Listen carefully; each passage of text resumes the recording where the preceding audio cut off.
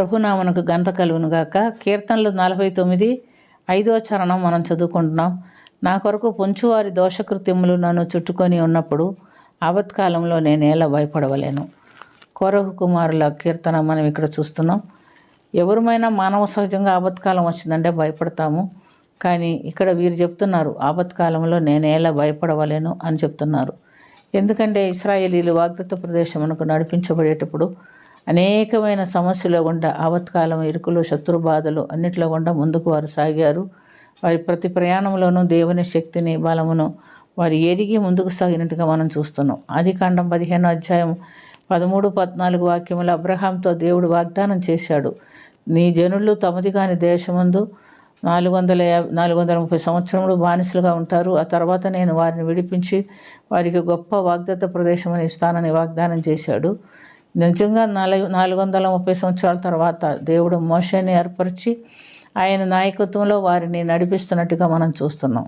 వారు ఎప్పుడైతే ఆ ఐగుప్తు దాసత్వం నుంచి మరి అనేకమైనటువంటి ప్రతి తెగుళ్ళ చేత దేవుడు వారిని మొత్తినప్పటికీ వారు అప్పుడే వారిని పంపించారు. అప్పుడు దాకా కూడా వారిని పంపలేదని మనం చూస్తున్నారు. పంపించిన తర్వాత వారు బయలుదేరి వెళ్ళిపోయినప్పుడు ఫరోకు చాలా దుఃఖం వేసింది. ఫరో అంటాడు, మనం ఎలా వాళ్ళని పంపించేసాము, మనకు ఇంకా వెట్టి చాకిరి చేసేవాళ్ళు ఎవరు లేరే, మనకు బానిసలు ఎవరు లేరే, మనం వాళ్ళని పంపించడానికి వీలు లేదని మరలా వారి వెంబడి వాడు సైన్యాన్ని తీసుకొని బయలుదేరుతున్నట్టుగా మనం చూస్తున్నాం. ఇశ్రాయేల్ సైన్యము ముందు కొనసాగుతున్నారు. వారు ముందు వెళుతున్న సమయంలో వెనక తరుముಕೊಂಡು వస్తున్న ఈ ఫరో సైన్యాన్ని చూసి వాళ్ళు భయపడ్డారు. అయితే ముందు ఎర్ర సముద్రం ఎదురు వచ్చింది. ఈ రెండింటిని చూసి వాళ్ళు భయపడినప్పటికీ దేవుడు ఆశ్చర్యకరంగా ఇశ్రాయేల్ సైన్యమునకు ముందు నడిచినటువంటి మేఘాన్ని తీసుకొచ్చి వారు వెనక పెట్టాడు. ఆ మేఘం వెనక వచ్చి నిలిచింది. మేఘం ఎప్పుడైతే వెనక వచ్చి నిలిచిందో శత్రువులు వాళ్ళని ఆ మేఘాన్ని దాటుకొని ఇశ్రాయేల్ వారిని తాకలేకపోయారు. మరి పగటి వేళ అది ఇశ్రాయేల్ జనాంగమునకు మేఘస్తంభంగాను, రాత్రివేళ అగ్నిస్తంభంగాను ఉండింది. వీరికి రాత్రివేళ వెలుగిచ్చే మేఘంగా ఉండింది, రాత్రివేళ వారికి చీకటి కనపడింది.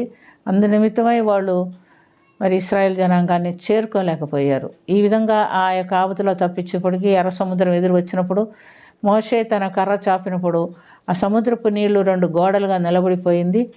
దేవుడైన యెహోవా తూర్పు గాలిని రప్పించినప్పుడు సముద్రం ఆరిపోజేసింది. నేల ఆరిపోజేస్తే ఆ పొడి నేలన వాళ్ళందరూ కూడా నడిచి సముద్రం దాటిపోయినట్టుగా చూస్తున్నాం. ఆ తర్వాత మరి ఎప్పుడైతే వీళ్ళందరూ సముద్రం దాటారో వాళ్ళని తరుముకుండా వచ్చినటువంటి ఆ యొక్క ఐగుప్తుల సైన్యం నడి సముద్రంలో ఉన్నారు. మరలా మోషే కర్ర తిరిగి చాచినప్పుడు సముద్రం ఒక్కటే అయింది. వాళ్ళందరూ ఆ సముద్రంలో మునిగి చనిపోయినట్టు మరుసటి రోజు వాళ్ళు శవాలు చూశారు. కాబట్టి నేను ఎందుకు భయపడవలేను అని అంటున్నారు. ఇశ్రాయేల్ జనాంగము భయపడవలసిన అవసరం లేదు. ప్రతి శ్రమల్లో, ప్రతి కష్టాల్లో, ప్రతి ప్రయాణంలో దేవుడు వారికి తోడుగా ఉండి వాళ్ళకు విజయం ఇస్తున్నట్టుగా మనం గమనిస్తున్నాం. ప్రియమైనటువంటి దేవునిలారా, మరి మనం కూడా ఈ లోకంలో ప్రయాణం చేస్తున్నాం, కొనసాగుతున్నాం. మన ఇష్టానుసారంగా జీవిస్తే మనం దేవుని ఎదురించి ఏ మేలు పొందలేం. మనం దేవుని చిత్తానుసారంగా జీవించడం నేర్చుకుంటే, దేవుని వాక్యానుసారమైన జీవితం మనం కలిగి ఉంటే, ప్రభు మనకిచ్చినటువంటి కట్టడలు అనుసరించి 2 కట్టడలు చెప్పుకున్నాడు యేసుప్రభు మనకు నేర్పించాడు. మార్కు సువార్త 12:29-31 వరకు మనం గమనించినప్పుడు, నీ పూర్ణాత్మతో, పూర్ణ బలంతో, పూర్ణ హృదయంతో నీ దేవుడైన యెహోవాను సేవించుము, రెండవది నిన్ను వలె నీ పొరుగువారిని ప్రేమించుము. ఈ 2 కట్టడలు ప్రభువారు మనకు నేర్పించారు. దాన్ని అనుసరించి మనం జీవించినట్లయితే ఈ లోకపు యాత్రలో ఆయన మనకు తోడుగుండి శత్రువులను చూసి భయపడని అవసరం లేకుండా మనకు విజయం ఇస్తాడు. కానీ మనుషులు ఈ కట్టడలు అనుసరించలేదు. కొంతకాలం అనుసరించినప్పటికీ తర్వాత వాళ్ళకు అన్ని మేలుకరంగా జరిగినప్పుడు దేవుణ్ణి మర్చిపోయి విడిచిపెట్టేస్తారు. అది మానవుల్లో ఉన్నటువంటి బలహీనతలు. ఇశ్రాయేల్ వారు కూడా వేగుల వారిని పంపించినప్పుడు వేగుల వారు దేశం చూసి వచ్చి అది మనకు దేవుడు ఇస్తాడన్నప్పుడు ఒక్క కాలేబు, యెహోషువ తప్ప మిగతా వాళ్ళందరూ అక్కడ జనులు చాలా పెద్దవారు. వారి ముందు మనం మిడతల వలె ఉంటాం. మనం వారిని జయించలేం. ఆ దేశాన్ని మనం స్వతంత్రించుకోలేము. ఎప్పుడైతే తిరగబడి మాట్లాడి దేవుడు వారి యొక్క అవిశ్వాసమును బట్టి, అవిధేయతను బట్టి 40 సంవత్సరాలు వాళ్ళని ఆ యొక్క అరణ్యంలో తిప్పుతున్నట్టుగా మనం చూస్తున్నాం. వాళ్ళ విశ్వాసం, ఆ తరం వారందరూ గతించిపోయారు. మరి మనలో అవిశ్వాసం ఎప్పుడైతే ప్రవేశిస్తామో మన దేవుని ఎదురించి మేలు కూడా పొందలేం. కాబట్టి ప్రియమైనటువంటి దేవునిలారా, భూమి ఆకాశములకు సృష్టికర్త అయినటువంటి మన దేవుడు మనకు తోడుండగా మనం ఎవరిని చూసి దేని చూసి భయపడవలసిన అవసరం లేదు. ఆయన ఆశ్రయించినప్పుడు, దేవా నువ్వు తప్ప మాకు ఎవ్వరు లేరు అని ఎప్పుడైతే మనం ఆయన ఆశ్రయిస్తామో ఆయనే మనల్ని చేపట్టుకొని నడిపిస్తాడు. నిత్య జీవంలో విజయ జీవితంలో కొనసాగటానికి మనకు సహాయం చేస్తాడు. ఈ మాట మర్చిపోకుండా ఆయన యందు విశ్వాసం ఉంచి మనం ముందుకు సాగుదాం. దేవుడు మనకు సహాయము చేస్తాడు. ప్రార్థన చేసుకుందాం.